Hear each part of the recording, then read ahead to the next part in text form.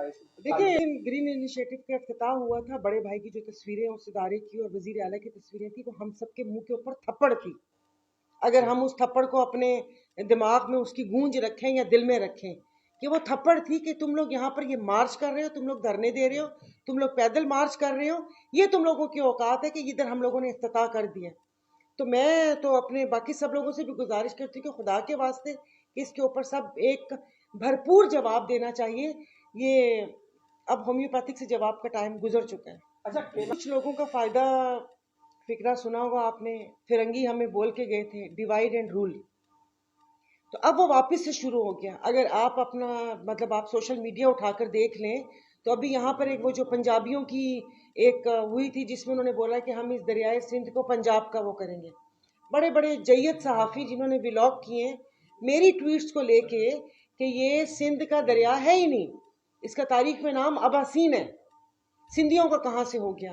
तो सिंधी पंजाबी और बलोचियों को लड़ा के किसका फ़ायदा है, ये अब आप लोग टटोलें कि इस मुल्क में खाना जंगी करके किसका फ़ायदा, किसके इक़्तिदार को तूल मिल सकता है और कौन इसके बेनिफिशरी हैं। बाकी हम लोग तो बेचारे पिसते हुए आ रहे हैं। और रहीम इहो ई मुंहिंजो चवणु आहे जेको पहिरियां बि बार बार मीडिया ते अची करे तव्हां सभिनीनि सां ॻाल्हायो आहे, हिकिड़ो ई आहे इन जो त आसिफ़ ज़रदारी फरियाल कराइण वारा उहे आहिनि ऐं करण वारा उन्हनि जा नौकर आहिनि। जेको लंझार थियो जां हो ज़ियालनि जेको ॿियो आहे इन्हनि जो ज़रदारी जेको खाना जात जे मथां आहे उहो आहे। ऐं हेठां जेका पुलिस आहे, हर पुलिस खे नथी चवां, पुलिस में तमामु असांजी पुलिस में भला माण्हू बि आहिनि, पर हे जेके हाणे हे माण्हू वठी आया आहिनि हथनि सां चूंडे करे डाकू नौकर चोर धारेल खीर विकिणण वारो धोबी, इहे जेके आहिनि इन्हनि उन्हनि जे चवण ते हे सॼो कमु कयो आहे। ऐं ज़रदारी खे असां कॾहिं बि कुझु न कयो आहे, पावर में हूंदे हुए बि चाचा गुलाम मुस्तफ़ा जे ज़माने खां वठी असां कॾहिं बि इन्हनि खे कुझु न कयो आहे, पर हुननि खे इहो ई साड़ आहे, इहो ई हसद आहे, सॼी सिंध असांखे सलामी पेश कई आहे। हे जतोई अची पीपल्स पार्टी जॉइन करनि ऐं असांखे सजदो छो नथा कनि।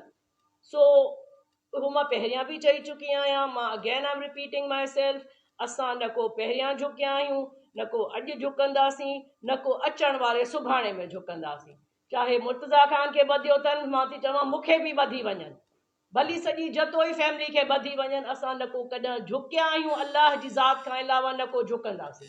ऐं ज़रदारी जेको हे करे थो उन खे पंहिंजा कॉम्प्लेक्सिस आहिनि, छाजे लाइ त बेनज़ीर सां शादी करण खां अॻु में हो छा हुआ, तव्हां सभई शायदि नवाब शाह ज़िले जा आहियो, छा हुआ उहे, हुननि जी छा औकात हुई। सो उन्हनि खे इहो कॉम्प्लेक्स आहे। हाणे मां त अरबन में थो खेॾां, चाहे उहे अरब सिंध खे खपाई आया हुजनि, चाहे उहे अरब सिंध जे अस्पतालनि जा पैसा खाई, स्कूलनि जा पैसा खाई, मायनि खे ज़लील करण जा पैसा खाई, जिन्हनि जी ज़कात नथी उन्हनि खे टाइम ते मिले, जेके रोज़ वञी धिका खा बैंकनि मां मोटी ईंदियूं आहिनि, अरबा रुपए त थी वियो आहे न बाबा, असांखे त उहे अरब न आहिनि न। सो उहो ई पैसा त अची विया, हाणे इज़त नथी अचे, इज़त त अल्लाह जे हथ में कम कोन्हे। बाक़ी छा आहे, जेको इलेक्शन वारे ॾींहुं हथ रात मर्डर करायो उन्हनि छोकिरे जो जेको बिलावल ज़रदारी हो, पंहिंजे ई ज़रदारी खे माराइनि, इन मां ई ॾिसो कंहिंजा बि न आहिनि पैसे जे अलावा, उते उनखे मारायुनि, गोलियूं हणायनि इन्हनि जे ज़रदारियुनि जे नंढे ॻोठ में, उहो नमूओ वीचारे खे अलाह ज़िंदगी ॾिनी त सुहाई टालपुर वई मुर्तज़ा खान खे वठी हिकिड़ी जाते वञी वेहारियो त तव्हां वेहो, रूट सेफ न आहे, फलाना ढमकाणा, वरी ॾिठो त बची वियो, वरी उन्हनि खे चवनि हलो, उन्हनि खे जहिड़े ॾींहुं नवाब शाह अस्पताल में विधनि त मां साहब खे चयो इहो मारे छॾींदा इन खे, उहो साॻियो लंझार आयो, डॉक्टरनि सां मीटिंग कयईं, हुनजो हरू भरू ऑपरेशन कराइनि 2 कलाकनि में, उहो मरी वियो।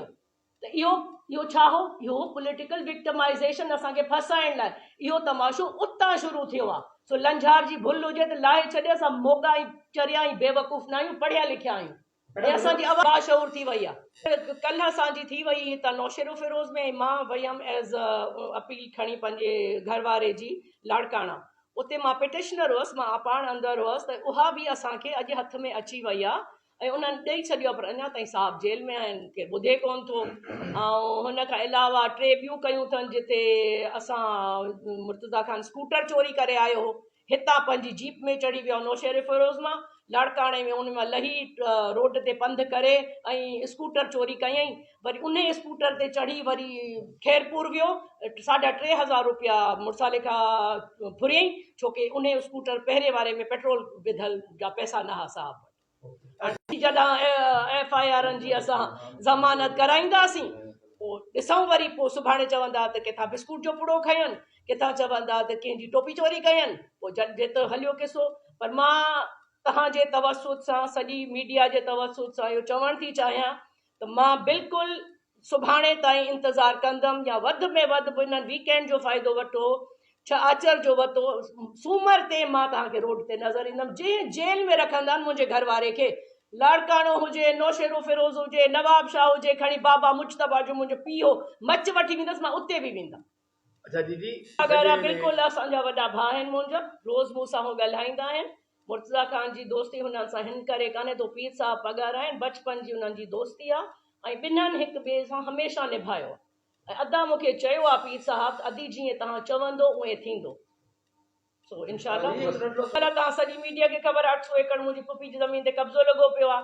पहिरियां चांडियनि खे इस्तेमालु करे केटी जतोई ते असांजो अटैक कराइण जो मुर्तज़ा साहब फेडरल मिनिस्टर हो पहिरें भेरो नवाज़ शरीफ़ साहब जी कैबिनेट में, तो पाण हली असां पंहिंजो मुक़ाबिलो कयो, असांजी क़ौम, असांजो राज, असांजो अवाम असां सां गॾु हली आहे। वरी इन्हनि शाहाणियनि सां वरी आया अटैक करणु 5-6 साल अॻु में, अथनि नज़र, उन्हनि जी त नज़र आई थिंक पूरी सिंध जे मथां आहे। सुभाणे पहिरियां असां मां फारिग थियल, पोइ ग़रीबनि जा बि घर ख़ाली कराईंदा।